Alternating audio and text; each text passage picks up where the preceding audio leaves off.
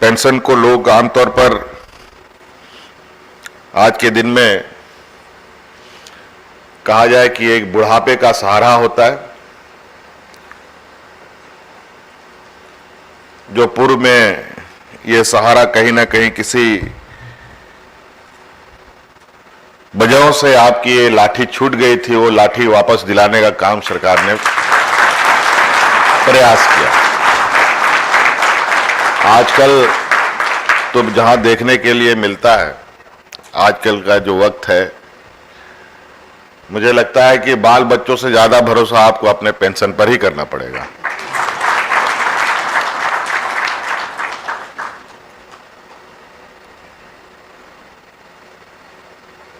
और आप लोगों की पुरानी पेंशन की मांग कहीं ना कहीं सिर्फ आप लोग प्रशासनिक चीजों पर ही नहीं, देश के कई गतिविधियों पर नजर रखते हैं, देश के आर्थिक गतिविधियों पर नजर रखते हैं, मार्केट की स्थिति देखते हैं, देश के अर्थव्यवस्थाओं पर आप लोगों की पैनी नजर रहती है। हम लोगों का रुपया का भाव, डॉलर के मामले में क्या स्थिति है, इन सभी चीजों को आप लोग देखते हैं। और सरकार के नौकरी में आने के बाद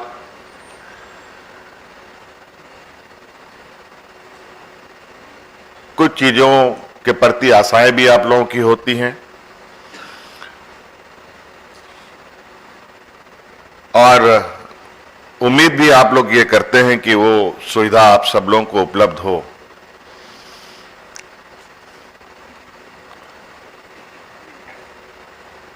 मैं 2019 से पहले भी कुछ समय के लिए राज्य का नेतृत्व करने का मुझे मौका मिला था, और उस समय से ही मेरी ये सोच रही है कि प्रशासनिक व्यवस्था बेहतर ढंग से कार्य करे, प्रशासनिक संरचनाएं मजबूत रहे, और कहीं ना कहीं राज्य को आगे चलाने के लिए पदाधिकारियों की आवश्यकता के बगैर ये राज्य को आगे बढ़ाने की परिकल्पना बिल्कुल ही गलत सोच होगा। और हम लोगों ने ये महसूस किया कि राज्य के कई विभागों में, कई संवर्ग में मात्र 5%, 10%, 15% लोग काम कर रहे हैं, और इस स्थिति में राज्य को आगे ले चलने का सोच थोड़ा सा क्या बहुत बेईमानी हो सकती है। और इसको लेकर के राज्य प्रशासनिक सुधार के लिए भी हम लोगों ने कमेटी भी बनाई थी। उसकी रिपोर्ट भी, जिसके लिए हम लोगों ने चेयरमैन बनाया था, क्या पूर्व हम देवाशीष गुप्ता साहब को, उन्होंने अपनी रिपोर्ट भी हमें पेश किया है। और साथ साथ में जो हमें अपना डेली रूटीन के आधार पर जो हमें अनुभव होता है, उस आधार पर भी हम कई निर्णय लेते हैं।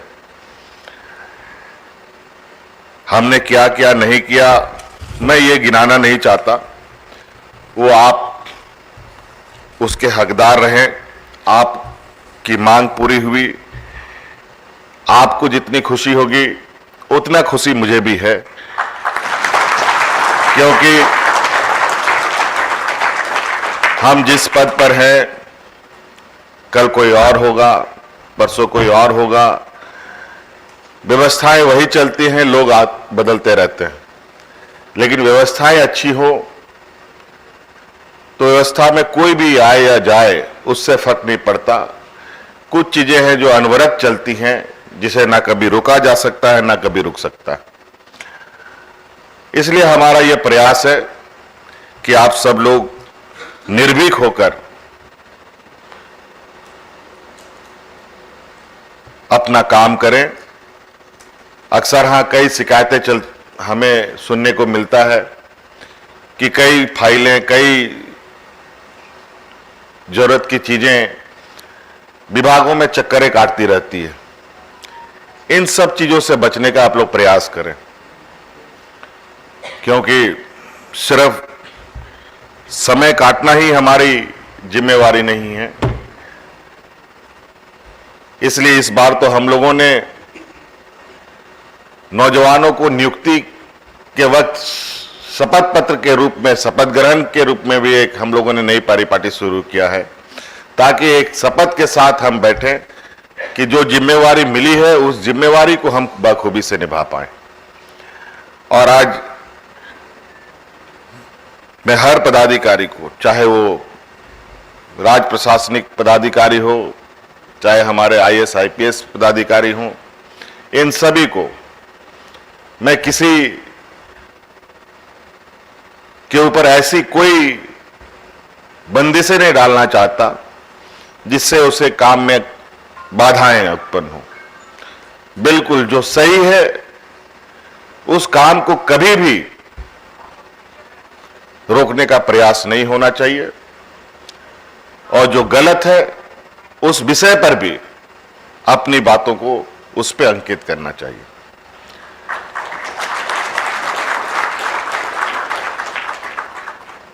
और सब राज्य देखिए, कई राज्य हैं जो आज इतनी तेजी से आगे बढ़ रहे हैं।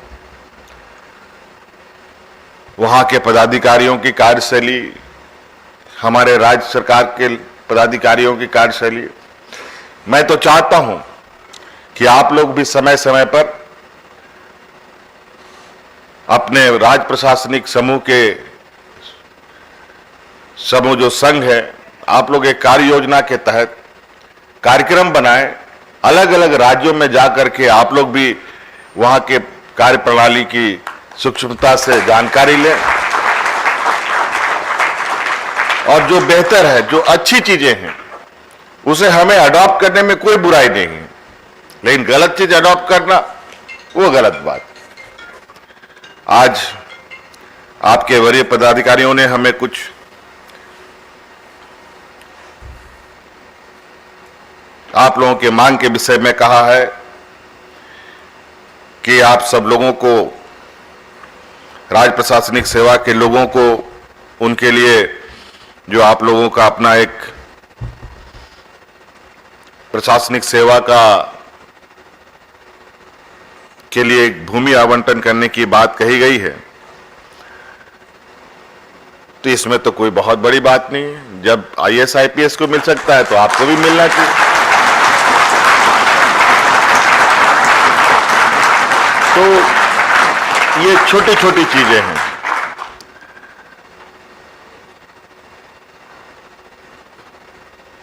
महिला पदाधिकारी के लिए भी चाइल्ड केयर लीव की बात आई है, और कल परसों ही कुछ सब्जेक्ट को लेकर, कुछ महिलाओं को लेकर, महिला समूह को लेकर हमारी कुछ चर्चाएं हो रही थी, तो उसमें यह बात आई कि एक दिन की भी छुट्टी किसी को भी अलाउ नहीं। जैसे मुझे अभी कल ही पता चला है कि सहायक पुलिस में जो कार्यरत नौजवान लोग हैं, ना लड़कों को ना बच्चियों को, किसी को एक दिन की भी छुट्टी मान्य नहीं है। ये बड़ा विचित्र बात है।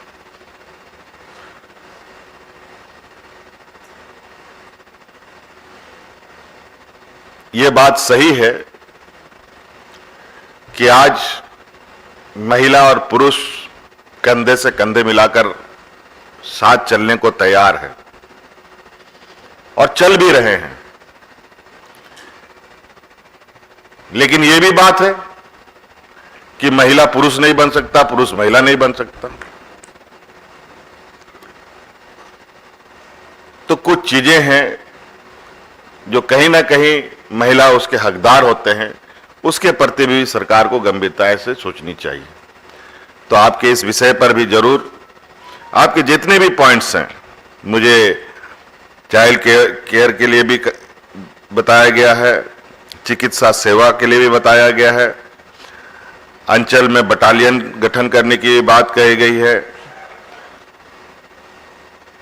और मूल कोटि अपर सचिव एवं विशेष सचिव के वेतनमान वृद्धि की बात कही गई है।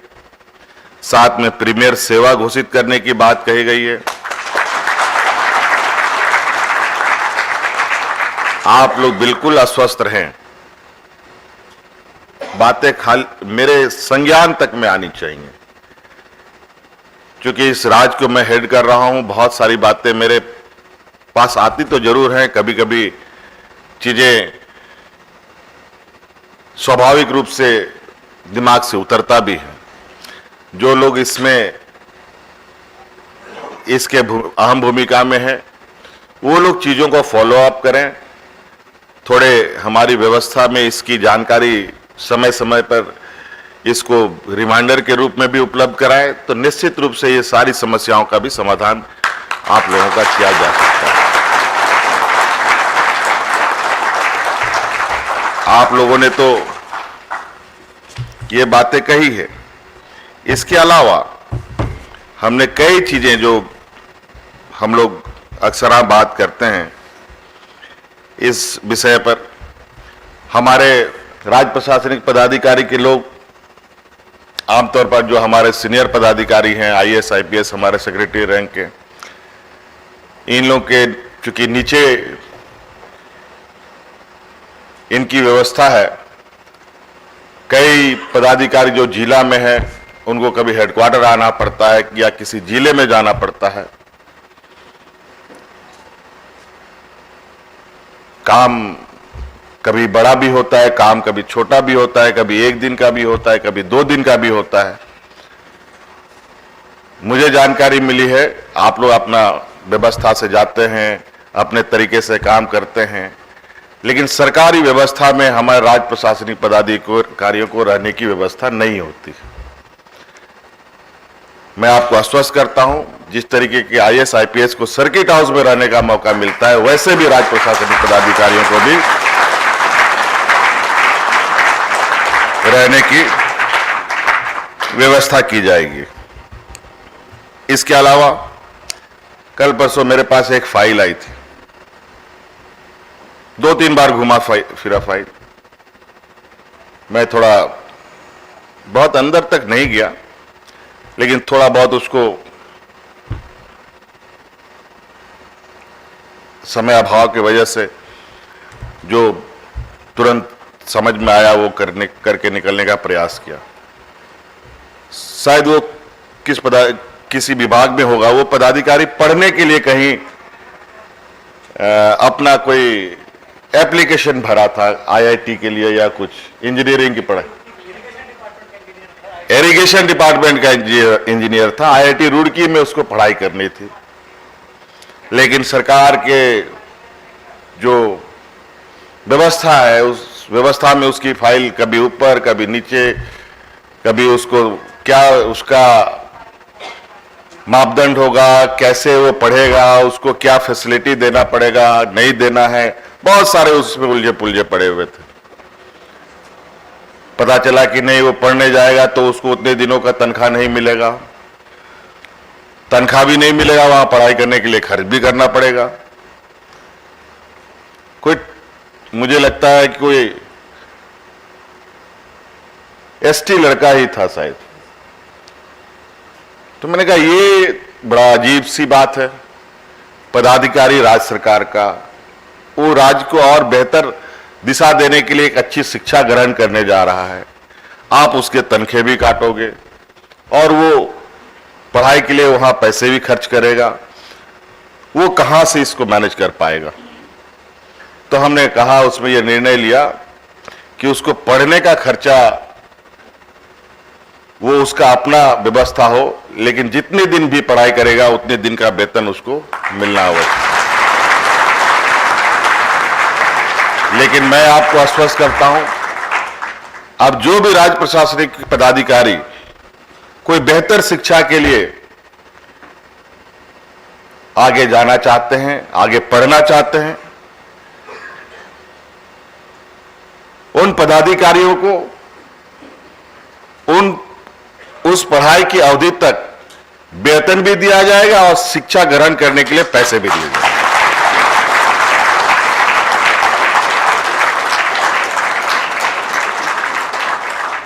कई चीजें हैं मेरे दिमाग में, बहुत सा, मैंने तो पहले भी कहा है, ये इस राज्य में किसी चीज की कमी नहीं है। कमी है तो बस एक इच्छा शक्ति, पॉजिटिव थिंकिंग की कमी है। संसाधन जुटाने में भी हम पीछे नहीं है। संसाधन भी हमारे पास इतने हैं कि अगर हम ईमानदारी से उन सब चीजों पर काम करें तो हर जगह से हमें पैसे उपलब्ध हो सकते थे। कभी आप लोगों ने फॉरेस्ट डिपार्टमेंट से कभी आए, राज्य सरकार को उपलब्ध कराने का 20 सालों में ना कभी परिकल्पना हुई, ना इस पर कभी अमल हुआ। लेकिन आज फॉरेस्ट डिपार्टमेंट मात्र 10 रुपए का हम लोग उनसे कलेक्शन कर रहे हैं। 600-700 करोड़ रुपए का रेवेन्यू आज राज्य सरकार को उपलब्ध हो रहा है और वो आगे चल के 1 नहीं 1000-2000 करोड़ रुपए तक जा सकता है। पीडब्ल्यूडी विभाग, उस विभाग से हम लोग रेवेन्यू अर्निंग करने का काम कर रहे हैं। लेकिन कहीं कहीं बहुत होशियार लोग भी हैं, कोर्ट कचहरी करके चीजों को रोकने का काम करते हैं, लेकिन इससे काम नहीं चलेगा। ना वो हमारे चीजों को रोक पाएंगे, उनका हर सवालों का जवाब सरकार के पास है।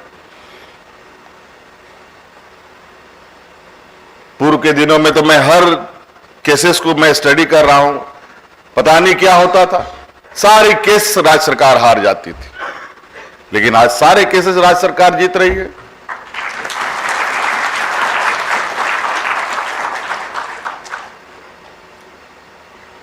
तो कई ऐसी चीजें हैं, अभी तो इतने ही है, बहुत चीजें हैं।